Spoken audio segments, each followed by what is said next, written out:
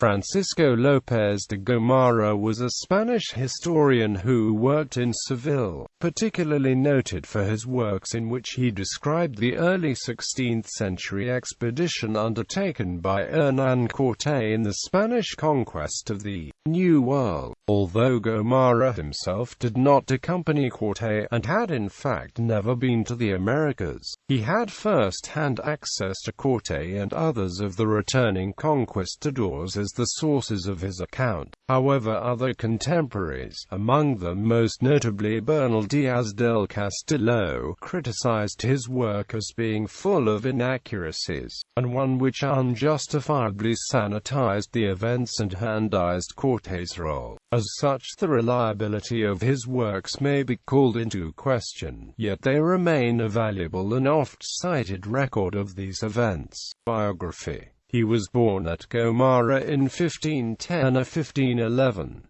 He studied at the University of Alcala and was later ordained priest. After a journey to Rome, at his return in 1540, he entered the service of Hernán Cortés as private and domestic chaplain. He accompanied Cortés on the Algerian expedition and, after the death of his patron, it is known that he was at Valladolid in 1556 or 1557, after which he is supposed to have retired to his native city of Seville, where he probably died. With the information given him by the conqueror and other persons who had returned from the New World, he wrote his Historia General de las Indias, a work published at Zaragoza in the year 1552.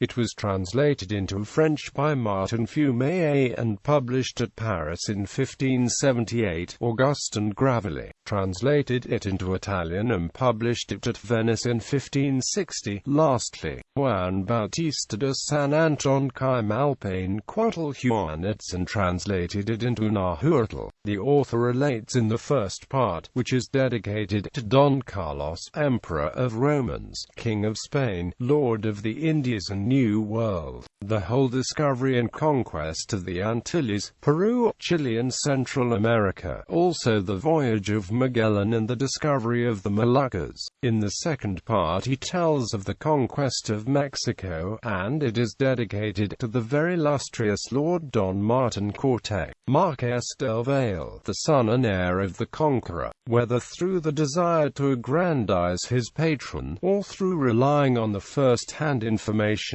which the latter gave him from malice, or for some other reason, Gómara fell into serious errors and in many instances sinned gravely against historical truth. It was perhaps for this reason that Prince Philip, in a decree issued at Valladolid on November 17, 1553, ordered all the copies of his work that could be found to be gathered in and imposed a penalty of 200,000 maravedis on anyone who should reprint it. This prohibition was removed in 1727 through the efforts of Don Andrés González Marshall, who included Gómara's work in his collection of early historians of the New World. The verdadera Historia de la Conquista de Nueva España of Bernal Díaz del Castillo, a companion of Hernán Cortés, was written to refute Gómara. The latter's style is concise and agreeable, the narrative running on rapidly and gracefully, all of which has had the effect of attracting readers to the work.